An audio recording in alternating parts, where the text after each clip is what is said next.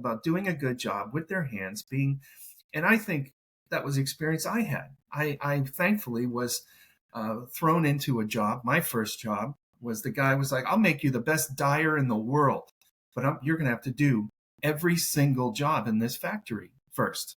And so I come out of college thinking, hey, I'm something, right? Which is, of course, the stupidest thing anyone coming out of college thinks. And, no one tells you anything, right? They just let you go, whatever, kid. Right. And so there I was doing every job, third shift, by the way. Why not, right? Yeah. Well, and you got an extra 20 cents an hour. 2 weeks. Yeah, that's right. That's why I found out. That's why everyone was there, 20 cents an hour. And so I did every job for 2 weeks, right? I was the guy putting spacers between the yarn packages on the big tubes, right? I did the moving around the buggies, right, for 2 weeks. And